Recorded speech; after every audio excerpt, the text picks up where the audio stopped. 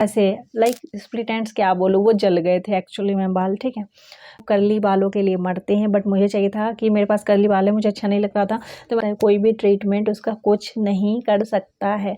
उसके बाद क्या हुआ, मेरे को उतना टाइम भी नहीं था कि मैं ज़्यादा time. Hey hello everyone, welcome back to my channel. I am Niharika. So guys, कैसे हैं आप लोग? आई होप गाइस आप लोग अच्छे होंगे। सो फ्रेंड्स, आज की इस वीडियो में मैं आप लोग के साथ शेयर करने वाली हूँ why I cut my hair. आपने पहले की वीडियोस में देखा होगा मेरे हेयर्स काफ़ी ज़्यादा लॉन्ग थी, बट अगर आप मेरे पुराने सब्सक्राइबर हैं तो आपने मेरी वीडियोज़ में देखा होगा कि मेरे हेयर में कितने ज़्यादा डैमेज थे। तो चलिए आपको सारी बातें बताऊँगी आज इस वीडियो में, और सारी सच्ची सच्ची बातें बताऊँगी। एंड ऑल्सो ये कोई स्पॉन्सर्ड वीडियो नहीं है, मेरे जो पर्सनल एक्सपीरियंस है वो मैं बस आपके साथ शेयर करूँ, क्योंकि जो मेरे साथ हुआ वो आपके साथ ना हो। तो चलिए ज़्यादा बात नहीं करते हैं, वीडियो करते हैं स्टार्ट। तो मैं आपको ना शुरू से स्टोरी बताती हूँ। हमेशा से मेरे जो ये हेयर्स है ना, ये स्ट्रेट नहीं थे। ये मैं बताऊँ आपको, करीब 2016 में मैंने फ़र्स्ट टाइम ना अपने हेयर को स्ट्रेट करवाया था, वो भी जावेद हबीब से, जहाँ मेरा होम टाउन है ना, मैंने वहाँ से करवाया था। तो फर्स्ट टाइम पे जब मैंने स्मूदनिंग करवाई थी ना, वहाँ पे जब मैं गई ना, तो स्मूदनिंग के साथ कैरेटिन उन लोगों ने बोला, क्योंकि स्मूदनिंग में क्या होता है, आपके बाल मतलब लाइक स्ट्रेट हो जाएंगे, लेकिन उसमें साइन नहीं रहती है ज़्यादा। और अगर आप स्मूदनिंग के साथ कैरेटिन करवाते हो ना, तो हेयर में एक्स्ट्रा से एक साइन दिखती है। तो मुझे ये सजेस्ट किया गया कि अगर आपको साइन चाहिए तो स्मूदनिंग के साथ कैरेटिन भी करवाना पड़ेगा, साइन नहीं चाहिए तो ओनली स्मूदनिंग के साथ आप जा सकते हैं। स्मूदनिंग में क्या होता है, आपको करीब 8-9 हज़ार का खर्च आता है, या मे भी मान लो ना 7-8 हज़ार का खर्च आता है, बट स्मूदनिंग प्लस कैरेटिन करते हो ना तो 12 से 15 हज़ार तक आपका आ जाता है। ठीक है, तो मैंने सोचा जब फर्स्ट टाइम करवा रही थी, कोई भी काम फर्स्ट टाइम करो बहुत ज़्यादा एक्साइटमेंट होती है, तो उस टाइम पे ना मेरे बहुत ही ज़्यादा कर्ली हेयर थे, तो मुझे चाहिए था कि मुझे ना स्ट्रेट हेयर चाहिए, क्योंकि जिसके पास जो चीज़ रहती है उसे वो अच्छी नहीं लगती है। लोग कर्ली बालों के लिए मरते हैं, बट मुझे चाहिए था कि मेरे पास कर्ली बाल है, मुझे अच्छा नहीं लगता था, तो मैंने सोचा कि मैं उसे स्ट्रेट करूँ। तो मैंने उसे स्ट्रेट करा। फर्स्ट टाइम जब मैंने करवाया था ना, ये स्मूदनिंग का प्रोसेस जो भी था बहुत अच्छा, 1 साल तक सब कुछ बहुत अच्छा चला। फिर सेकेंड टाइम क्या हुआ कि मेरे हेयर्स में सबसे ज़्यादा पता है क्या प्रॉब्लम है, यहाँ पे ना इस वाले सेक्शन पे और इस वाले सेक्शन पे ना बेबी हेयर्स आ जाते हैं, और उस छोटे छोटे बेबी हेयर्स के कारण ना या कैरेटिन ना सेकेंड टाइम करवानी पड़ी, क्योंकि ये सारे जितने आप बाल स्ट्रेट करवाओगे ये सारे स्ट्रेट रहेंगे, बट कोई एक छोटा सा एरिया ऐसा होता है, मेनली एरिया वही होता है फ्रंट साइड का, जहाँ पे आपके बेबी हेयर्स आ जाते हैं, और फिर जैसे आपके फर्स्ट टाइम के हेयर्स होते हैं ना, वो सेम टू सेम वैसे दिखने लगते हैं। तो फिर इंसान सोचता है कि अरे इतने पैसे खर्च किए हैं, और फिर है ना पीछे के बाल तो सही है बट आगे के बेकार हो रहे, ये 2 तरह के हेयर्स लग रहे हैं। फिर क्या करता है इंसान, जाके फिर दोबारा से स्मूदनिंग एंड कैरेटिन करवा लेता है। ये चीज़ मैंने भी करवाई थी, क्योंकि मेरे जो फ्रंट के हेयर है ना, बस वो बेबी हेयर्स निकल आते, जैसे ही निकल आते हैं ना, मेरे को लगता है मैं कब जाके स्मूदनिंग या कैरेटिन करवा लूँ, क्योंकि ऐसे ना 2 तरह के हेयर्स होते हैं ना, मेरे को भी पर्सनली अच्छे नहीं लगते।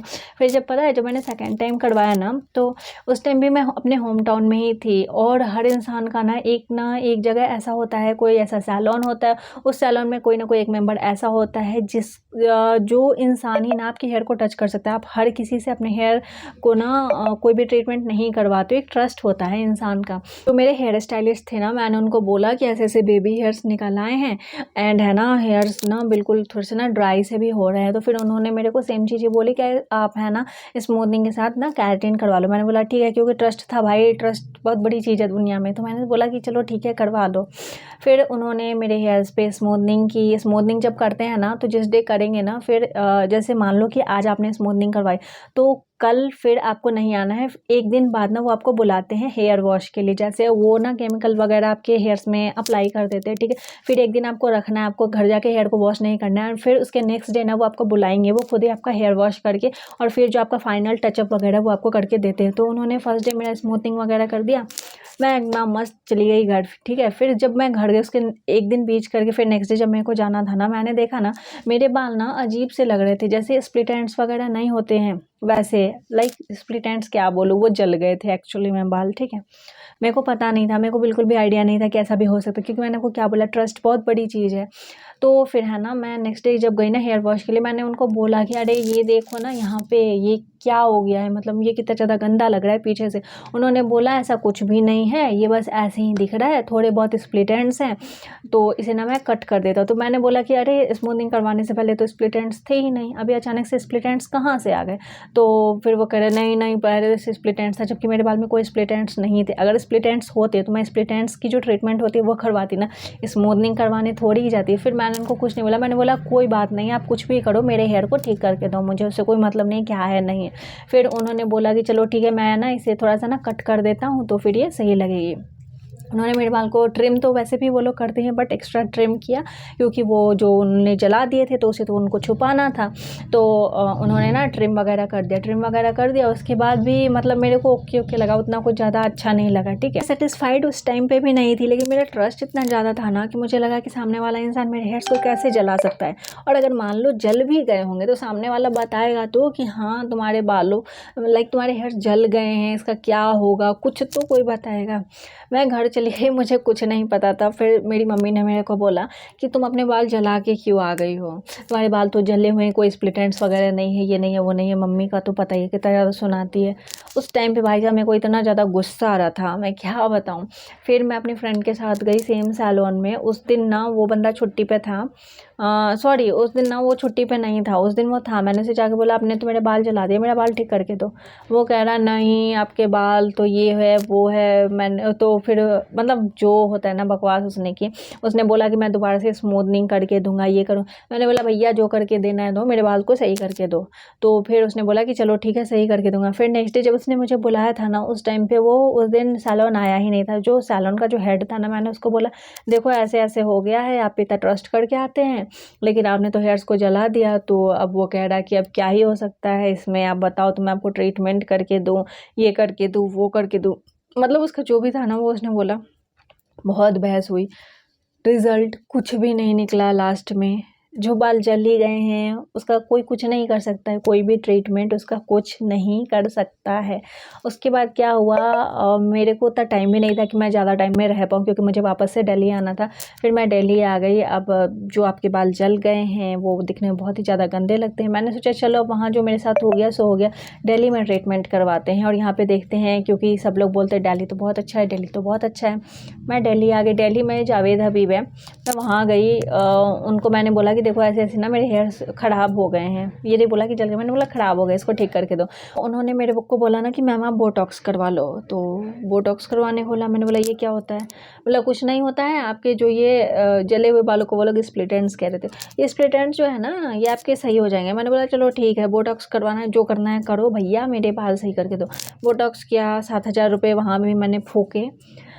बोटॉक्स में क्या होता है ना, 2 महीने तक के लिए आपके हेयर्स ना थोड़े से शाइनी हो जाएंगे, थोड़े से बाउंसी हो जाएंगे। तीसरे महीने से आपके बाल पहले जैसे थे वैसे ही हो जाएंगे। बोटॉक्स कराने का कोई फ़ायदा नहीं हुआ, मेरे वहाँ पे 7,000 रुपये डूब गए, ठीक है। लेकिन मैं वहाँ भी नहीं रुकी। बोटॉक्स करवाने के बाद फिर मैं गई सेकेंड टाइम जावेद हबीब में, बट दूसरी उसकी ब्रांच में गई, ये सोच के कि मे बी शायद मेरे बाल सही हो जाएं। तो वहाँ पे जाके ना मैंने उनको दिखाया जैसे हेयर, तो वो कह रहे कि आप इसमें केराटिन करवाओ, आपके बाल है ना बिल्कुल ऐसे ड्राई हो गए हैं, जान ही नहीं है आपके बाल में। मैंने बोला चलो ठीक है भैया केराटिन कर दो फिर से, क्या पता बाल सही हो जाए। बाल बहुत ज़्यादा ड्राई लग रहे थे, हेयर फॉल भी बहुत ज़्यादा हो रही थी। उसने है ना हेयर्स में मेरे केराटिन कर दिया, ठीक है। और उसके जो स्टाफ थे ना बिल्कुल अच्छे नहीं थे। एक उसे हेयर वॉश करने तक नहीं आ रही थी, बार बार ऐसा लग रहा था कि लाइक कपड़े ही मेरे पूरे भीग जाएंगे, क्योंकि हर किसी इंसान को हर कुछ नहीं आता है बट प्रॉपर वे में नहीं आता है। मेरा एक्सपीरियंस तो भाई इसके साथ बहुत ख़राब रहा है। तो फिर वहाँ पे मैंने वो केराटिन करवाई, उसमें भी करीब 6 या 7,000 रुपये लग गए थे मेरे को। वो करवाया, गाड़ी ऐसे ही चलती रही, कोई फ़र्क नहीं पड़ा। लास्ट टाइम अभी मैंने क्या किया था ना, अपने ना नियर बाई में ही एक सैलून है, लोकल का सैलून। मैंने सोचा ब्रांडेड भैया बहुत यूज़ कर लिया, आप किसी लोकल सैलून में जाके ना करवाते हैं। फिर मैं लोकल सैलून में गई। वहाँ पे ऐसे आपने देखा होगा सैलून के बाहर ना बोर्ड लगा होता है कि लाइक हेयर कलर इतने का, हेयर कट इतने का, हेयर स्मूथनिंग इतने का। तो उसमें ना 2,999 करके लिखा था, यानी कि 3,000 रुपये में ना आपको केराटिन और स्मूथनिंग ऐसे करके देंगे, या स्मूथनिंग ऐसे कुछ था। मैं गई, मैंने बोला भैया मेरे को करवाना है। बोला ठीक है हो जाएगा। वहाँ पे वो जाके कह रहा 3,000 में तो आपका नहीं होगा, कम से कम तो 4,000 रुपये लगेंगे। मैंने बोला बाहर तो आपने बोर्ड लगा रखा है। वो कह रहा नहीं बोर्ड से नहीं होता है, वो तो चलो ठीक है लगा रखा है, लेकिन आपके तो इतने लगेंगे। फिर फाइनली जैसे जैसे करके उसने 3,000, 3,500 या 4,000 में भी शायद मेरे से लिए। स्मूथनिंग करिए।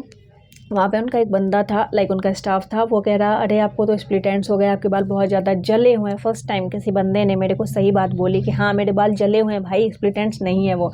तो उसने बोला कि मैं ना आपके बाल इतने अच्छे कर दूंगा कि आपको पता ही नहीं चलेगा आपके बाल में स्प्लिट एंड्स भी थे। तो मैंने बोला चलो ठीक है भैया कर दो। तो फिर है ना वहाँ पे उसने मेरी ना स्मूथनिंग के साथ केराटिन करनी शुरू की। एंड वहाँ पे ना मेरी जैसी एक और क्लाइंट थी, वो उनको भी ना कुछ ऐसे स्प्लिट एंड्स की नॉर्मल प्रॉब्लम थी उनको। तो उसने ना मेरे को बोला कि आप इनसे पूछो। मैंने इनका कितना अच्छा कर दिया था। तो वो लड़की बोली कि हाँ भैया बहुत अच्छा कर दिया आपने। मैंने बोला चलो भैया वो भी ठीक हो जाए। फर्स्ट डे तो स्मूथनिंग के बाद मैंने आपको बताया कि एक दिन का गैप होता है। फर्स्ट डे तो उसने मुझे कर दिया, इतना टाइम लगाया भाई साहब। 5 बजे जो मैं गई करवाने को, रात के मुझे 11 बज गए घर आने में। इतना टाइम तक वो बंदा बस स्मूथनिंग ही कर रहा था। और वो कह रहा था कि मैं है ना अपना काम किसी और को करने नहीं देता हूँ और मैं इतने अच्छे से करता हूँ, मैं इसमें किसी की वो क्या बोलते हैं उसको, दखलंदाजी मुझे पसंद नहीं है। जो मैं काम करता हूँ वो अकेले ही करता हूँ। तो मैंने बोला चलो ठीक है भैया कुछ भी करो भाई, मेरे बाल को ठीक करके दो। फर्स्ट डे तो चलो हो गया 11 बजे, फिर मैं घर आई। उसके नेक्स्ट डे तो नहीं जाना था, एक दिन बीच करके फिर मैं नेक्स्ट डे गई। पता चला जिस इंसान ने मेरा स्मूथनिंग किया था ना, उसे नौकरी से ही निकाल दिया। एंड वहाँ पे जो सैलून के जो ऑनर थे ना, तो उनकी कोई दूसरे स्टाफ ने फिर जो मेरा नेक्स्ट प्रोसेस था हेयर वॉश वगैरह का वो सब किया। ठीक है, उनके पास शैम्पू कंडीशनर वगैरह अवेलेबल नहीं थे। वैसे अवेलेबल होते तो भी मैं नहीं लेती, क्योंकि मैंने सोचा था कि शैम्पू और कंडीशनर इस बार मैं इसमें अपना नहीं कटने दूँगी। बहुत लोगों ने काटा है यार मेरा बिल्कुल भी। तो फिर मैंने वो जब फाइनल उसका रिज़ल्ट का टाइम आया ना, तो यहाँ पे आप देख रहे हो फाइनल रिज़ल्ट इसका कुछ इस तरह का था। स्प्लिट एंड्स बिल्कुल ठीक नहीं हुए, सारे पैसे बर्बाद हो गए, कुछ भी इसका रिज़ल्ट नहीं निकला। तो फाइनली मैंने ना दिल पे पत्थर रख के ये डिसाइड किया कि मैं अपने हेयर को कट करवा लूँ, क्योंकि कट करवाने के अलावा मेरे पास कोई ऑप्शन नहीं था। मैंने बहुत सारे ऑप्शंस यूज़ किए, मतलब मुझे लगता है कोई ऐसी चीज़ ही नहीं बची है जो मैंने अपने हेयर पे ट्राई नहीं की हो। लेकिन इतना करने के बाद भी मेरे हेयर के जो स्प्लिट एंड्स हैं वो बिल्कुल भी ठीक नहीं हुए, और लास्ट में मेरे बाल इतने लंबे से इतने छोटे से हो गए हैं। मतलब एज अ गर्ल आप समझ सकते हो कि हेयर को कट करवाना कितनी बड़ी बात है हम लोगों के लिए, क्योंकि वी लव आवर हेयर्स ना। बट मेरे को बहुत दुख हुआ जिस टाइम पे मैं अपने हेयर्स को कट करवा रही थी। इतना जो मैंने ज्ञान दिया, इतनी कहानी सुनाई, ये कहानी सुनाने का मोटिव बस इतना ही है कि हर किसी पे ट्रस्ट मत करना। अगर आप अपने हेयर पे कोई भी ट्रीटमेंट ले रहे हो ना, तो प्रॉपर आप खुद ध्यान रखो कि बंदा, अगर आप उनसे पूछो कि आपने जो ये केमिकल लगाया है ना, इसे कितने मिनट बाद आप हटाओगे। क्योंकि मेरे साथ तो यही तो हुआ था, उसे 10 मिनट रखना था या 15 मिनट, उसने उस केमिकल को 15 मिनट से ज़्यादा टाइम तक मेरे हेयर्स पे छोड़ दिया, जिसकी वजह से मेरे हेयर्स जल गया। अब उसका तो कुछ नहीं गया, लेकिन मेरे तो हेयर्स ख़राब हो गए ना परमानेंट भाई, और ऊपर से मुझे अपने हेयर को शॉर्ट करवाना पड़ा। तो आप उनसे पूछो कि आप जो ये केमिकल लगा रहे हो कितनी देर तक रखोगे। आप टाइम देखो ना, उस टाइम तक अगर वो खुद आ जाता है तो ठीक है, लेकिन अगर नहीं आता तो आप उसे बोलो कि भैया इतना टाइम हो गया, आप मेरे हेयर को वॉश करो। क्योंकि लोगों का कुछ नहीं जाता है, फाइनली आपकी जो हेयर्स है ना वो ही लास्ट में जाके ख़राब होती है। और ये एक ऐसी चीज़ है ना जिसका कोई सॉल्यूशन नहीं है, मुझे तो नहीं मिला है सॉल्यूशन। अगर आप लोग के पास कोई भी सॉल्यूशन हो तो मुझे बताना। जब भी आप अपने हेयर्स पे कोई भी ट्रीटमेंट करवाने जाओ ना, तो सतर्क रहना। दुनिया बहुत ख़राब हो गई है आपके हेयर्स ख़राब हो जाएंगे ना, कोई काम नहीं आएगा। तो प्लीज़ आप ना बिल्कुल सोच समझ के ही किसी भी सैलून में जाना, और जब आपका ट्रीटमेंट होना तो बिल्कुल ध्यान रखना कितने मिनट के बाद वो केमिकल ना आपके हेयर से हटा दें। ओके, तो मैं ना आप लोग के साथ कुछ प्रोडक्ट शेयर करती हूँ जो मैंने अभी रिसेंटली ना रिप्लेस किए हैं अपने हेयर्स के लिए, जब मैंने अपना हेयर कट करवाया है। तो फर्स्ट ना है ये कुछ हेयर सीरम, ये वेला प्रोफेशनल का हेयर सीरम है। जब मैंने अपने होम टाउन में करवाया था ना अपने हेयर पे स्मूथनिंग, उस टाइम पे मुझे ये लेना पड़ा था, क्योंकि जब आप स्मूथनिंग या केराटिन या बोटॉक्स कुछ भी करवाते हो तो जो शैम्पू कंडीशनर सीरम वो लोग बोलते हैं वही आपको लेना पड़ता है। तो ये मैंने ना लिया था, मैं आपको बताऊँ, ये मुझे मिला था 1300 रुपये का, मैंने ये लिया था। और ये एक लेने के बाद मुझे 1 साल तक चल गया था। मगर ये लगाने के बाद ये 1 दिन से ज़्यादा आपके हेयर्स पे नहीं टिकता, यानी इसकी जो इफ़ेक्ट है ना वो 1 दिन से ज़्यादा आपके हेयर्स पे नहीं टिकती। तो इसको मैंने रिप्लेस किया है ट्रेस्मी के ट्रेस्मी का ये ग्लॉस अल्टीमेट हेयर सीरम। ये बहुत अच्छा है, लिटरली इससे तो लाख गुना ज़्यादा अच्छा है ये, क्योंकि ये आपके हेयर पे स्टे करता है 2 to 3 डेज़ के लिए। आपके हेयर्स में टैंगल्स वगैरह बनते हैं वो नहीं बनने देता है, और बाल में बहुत अच्छी शाइन भी देता है। और ये बहुत ही कम का, ये ओनली 250 रुपीज़ में मेरे को मिल गया था। एंड इसको परचेस करने के 2 ईयर तक आप इसको यूज़ भी कर सकते हो। 2 ईयर तो वैसे इतनी छोटी सी बॉटल है, नहीं चलेगी ये, बट लिटरली इसके रिजल्ट्स बहुत ज़्यादा अच्छे हैं। मैं पर्सनली आपको रिकमेंड करूँगी कि आप एक बार ना इस प्रोडक्ट को यूज़ करके देखना, अगर आप हेयर सीरम का देख रहे हो तो। और मैं बताऊं इस दोनों में, ये तो मैंने आपको बोला ये बस 1 दिन के लिए स्टे करती, ये 2 to 3 डेज़ आपके हेयर्स पे स्टे करती।